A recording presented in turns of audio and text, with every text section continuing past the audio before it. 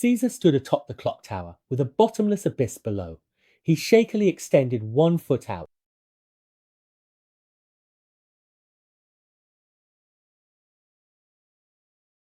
Yes, this man had awakened a superpower.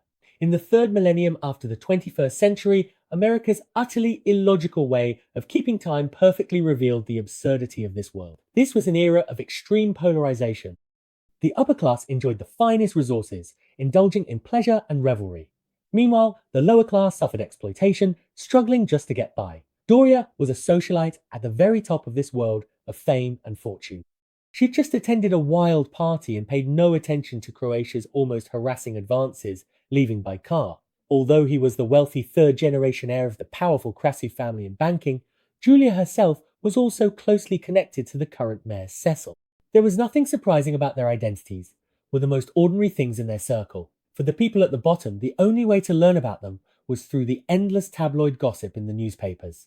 Julia's car passed by a demolition site in the city. The person in charge was one of the leading figures of this era. Caesar was also an aristocrat, so Julia had naturally heard of him. Being the youngest Nobel Prize winner was just one of his many, almost insignificant titles. But this one-sided encounter would lead Julia to discover her greatest secret. At the very moment the building was demolished, Caesar. But this time was an exception. Julia could hardly believe her eyes. Before she could even react, Caesar effortlessly restored time right before her. This man had successfully caught Julia's attention, and this encounter would soon bring about tremendous changes to the world. The two met again at a city planning conference, attended by none other than the elite of high society, as well as countless news media. The building that had been demolished became the focal point of the discussion. Julia's father, Cecil, delivered an impassioned speech, announcing plans to build a casino on the site to boost the city's economy and shore up her declining public support. The audience responded with enthusiastic applause. The arrival of an uninvited guest shattered the false crocodile tear atmosphere. The guest was none other than Caesar. As the director of the City Design and Management Bureau, he calmly shared his vision with the audience. The era of steel and concrete should come to an end. Now that civilization has reached such a stage of development, it is time to embrace the next great leap forward. He announced his intention to use his award-winning, self-developed supramolecular superstructure material to rebuild on the ruins of the demolished site. He would use the skyscraper to create a brand new utopia without exploitation and oppression, without cold stares and ridicule, and without the bias of the law, as well as the countless injustices that once existed between the upper and lower classes. In this brand new metropolis, everyone would attain everlasting happiness. What began as a show performed by the mayor and the host soon evolved into a battle for power and profit. The two immediately launched into a heated argument. Cecil, furious and aggressive, was on the verge of turning the conflict with Caesar into a physical altercation. But in an instant, Cecil regained his composure. He leaned in close to Caesar's ear and brought up Caesar's missing wife.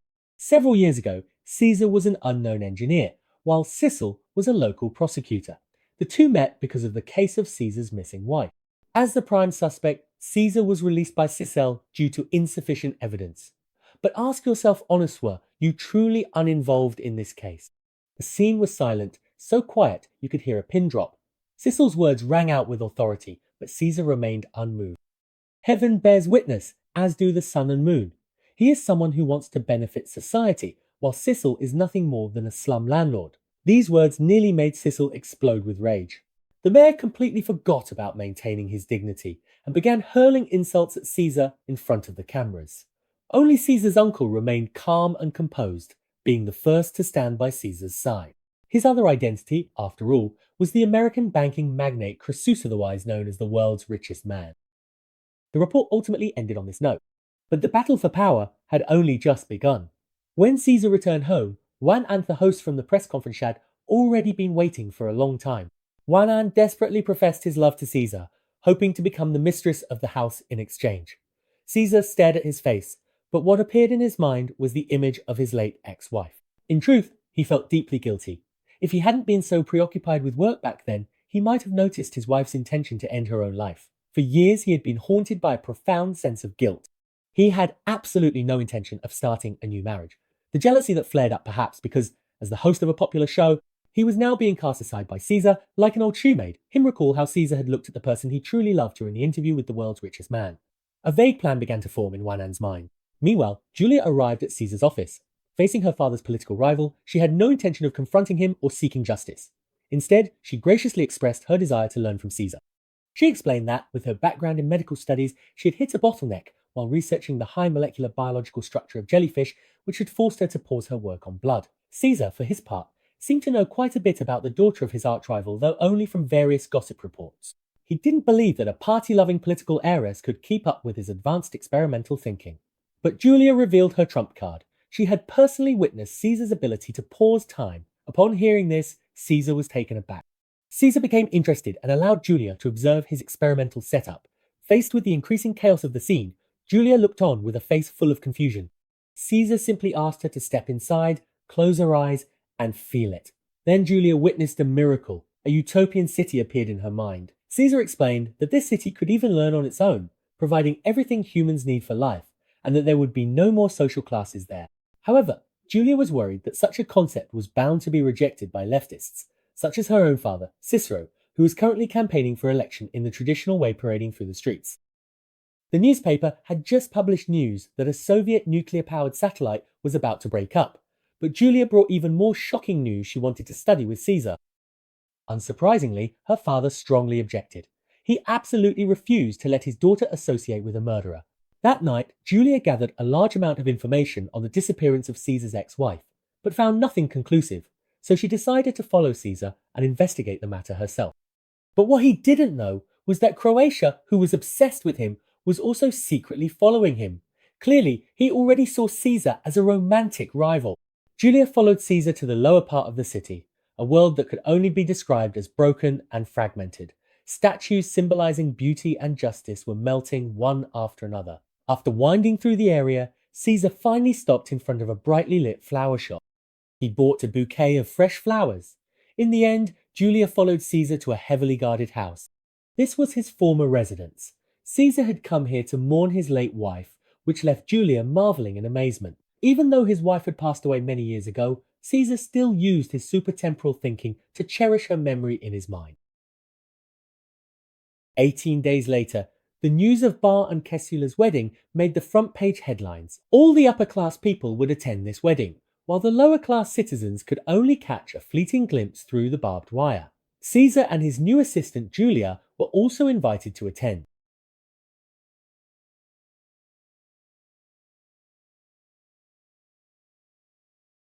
The popular starlet Tian Shui stunned all the guests in the latest see-through dress designed by Caesar. After giving a toast for his uncle, Caesar approached his mother, who was already quite drunk, and he himself was ready to seek a brief respite. The Vanity Fair gathering was extravagantly luxurious, with a dazzling array of performances. Caesar was completely absorbed, reaching a state of self-forgetfulness and rapid thinking through the numbing effects of alcohol.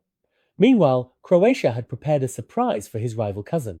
At the height of the banquet, the young woman Tian Shui performed a song for everyone. Many wealthy guests generously donated to support this chaste starlet's vow to remain pure, with the reward soaring from 100,000 to 100 million.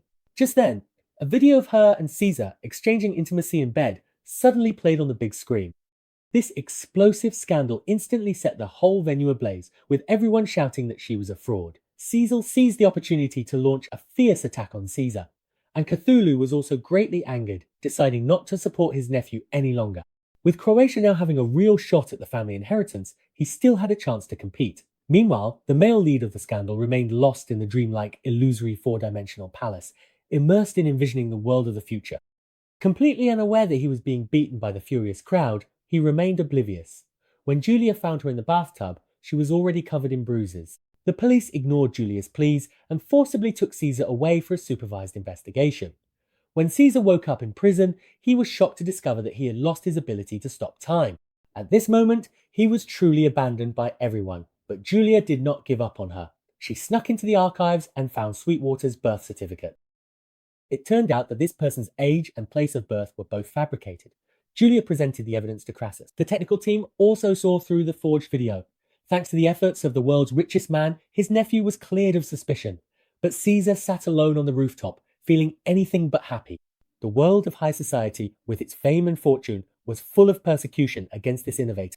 And now that he had lost his superpowers, Julia came to comfort him, encouraging Caesar to try using his ability on himself. The moment their hands clasped tightly together, time stopped once again. But this time, it was so that Julia and Caesar could embrace each other tightly, truly accepting one another. With the help of his beloved, Caesar's business empire continued to expand. The dragon, which was originally intended for use in construction materials, was even combined by Julia with medicine, creating one miracle after another. The two of them were moving step by step toward happiness and marriage, but also toward a dangerous conspiracy. Unbeknownst to the two of them, a fierce transformation was quietly taking place in the shadows. As their homeland was seized and used to build the metropolis, the lower classes began to criticize the exploitation and oppression by the upper class more and more.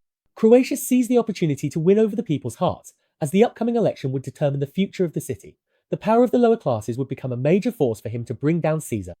But no one in the world can ever know which will come first, tomorrow or the unexpected. That night, Sissel received news that the Soviet nuclear satellite had officially broken apart. The massive space debris was about to fall onto American soil, and there was nothing anyone could do about it. All they could do was witness the disaster with their own eyes, as America was reduced to ruins by the impact. This also became Caesar's greatest opportunity to shine. As time passed, he gradually turned his blueprint vision of the metropolis into reality, and his love with Julia bore fruit a child of their own. Caesar immediately decided that it was time to propose to Cecil. On the surface, it was a warm family gathering, but in reality, the conversation between Cecil and Caesar was full of tension. Julia couldn't bear to see either of them get hurt, so she got up to try to calm them down. But when Cecil learned that his daughter was carrying Caesar's child, his world collapsed. He stood up in anger and left the table, leaving Julia heartbroken. Croatia was clearly unaware that her goddess was about to become her sister-in-law. She was busy organizing a protest against Caesar. But suddenly, voices supporting Caesar emerged from the crowd, making Croatia feel as if she was facing a formidable enemy. She complained to her aides, asking if there was anyone who could help her deal with her troublesome cousin. Little did she know that this casual remark would lead to terrifying consequences. At night, Sulla sought out Caesar and earnestly begged him to stay away from his daughter. In exchange, he offered a signed testimony, in which he detailed how, as a prosecutor years ago, he had hidden the body of Caesar's ex-wife and slandered Caesar. But Caesar remained unmoved. He could not use Julia as a bargaining chip, nor could he bear to hurt the father of the woman he loved. Sulla might as well face his own heart and seriously consider whether his future truly outweighs his daughter. The next day, Fabius sought out Caesar. He still had feelings for Caesar and promised to seize Crassus's bank to support Caesar, but Caesar treated him as if he were invisible. Sometimes love not only makes a person, it can also destroy a person. By brainwashing Crassus, he managed to freeze all of Caesar's bank accounts. Misfortunes never come singly. While at a construction site, Caesar was approached by a boy asking for his autograph. Just as Caesar reached out, the boy suddenly opened fire, the bullet shattering Caesar's skull. But don't forget, Julia had already mastered the ability to combine dragons with medicine, bringing the dead back to life, and healing bones was no longer just the domain of the gods. She used new materials to reconstruct Caesar's nerves, blood vessels, skull, and even brain cells. While Caesar was in a coma, he experienced all kinds of hallucinations, but he could never escape the image of his late wife. In the depths of his dreamlike consciousness, she bid Caesar farewell, expressing her blessing for Caesar and Julia to be together. During his recovery, Caesar, who was supposed to be resting at home, went to Cthulhu's house simply because she discovered her bank account had been frozen. Croatia was surprised that she was still alive, but Frog was still unwilling to give up. He bluntly said that he could resolve Caesar's account issue on the condition that Caesar be with him. Caesar revealed her wound, saying that Julia had given her a second life and that she had no right to tarnish their sacred love.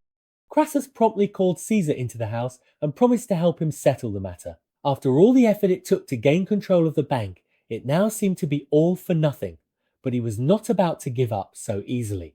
Once Pandora's box is opened, evil will never end. Frog then approached Croatia, trying to make him fall for her charms. The two of them drew up a shadow contract, with Croatia applying to his grandfather for approval, so that she could become the bank's interim general manager. Crassus was quite pleased, but he was not senile yet.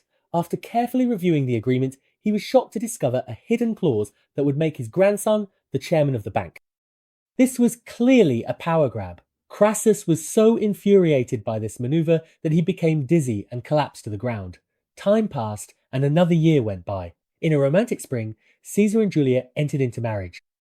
Longshenji and Croatia took advantage of old Crassus being bedridden and, after some successful maneuvering, seized control of the bank. Croatia then publicly spoke out, inciting the lower classes to revolt. At the same time, Caesar launched a crackdown, but was no match for the frenzied masses, and the situation continued to escalate. With the city hall on the verge of being overrun, Caesar and his family had no choice but to flee to the metropolis for refuge. Crassus summoned Croatia and Frog to his side, and the two prepared to hear the last words of the stroke-stricken old man, but unexpectedly, his intent suddenly surged. Crassus threw off his blanket, revealing a gleaming sword, and drew his bow to shoot at Frog. Croatia couldn't believe what was happening before his eyes and turned to run, only to be shot twice in the buttocks by Crassus. Although it was unclear whether Crassus had deliberately avoided hitting any vital spots, one thing was certain. The old man still had plenty of fight left in him, and the show was far from over. Countless people gathered in front of the newly built metropolis, attempting to overthrow Caesar, the main culprit behind all of this, but Caesar stood his ground without the slightest retreat. A great debate about the future unfolded before the people. The rulers of the world created loans, and debt in turn created slums, making people forget that they had the right not to belong to anyone. Humanity has undergone a long evolution. We should not temporarily become beasts, nor should we ever again be treated as livestock. The gates of the metropolis have already opened here. Everyone is welcome to enter Caesar, inviting all to realize together the highest meaning of life. It was only then that the people, who had committed acts of violence, came to understand Caesar's painstaking intentions and began to support him. The upstart Crassus decisively activated the emergency plan, donating all his assets to Caesar for the construction of the metropolis. The name of the generous Crassus will go down in history. And the mastermind behind the scenes, Croatia also received the punishment he deserved. With everything settled, Cicero finally let go of his stubbornness, took his beloved by the hand, and accepted the goodwill of the metropolis. The family was finally reunited. As everyone counted down, they looked forward to the arrival of a new world. There was still much to be done in the future.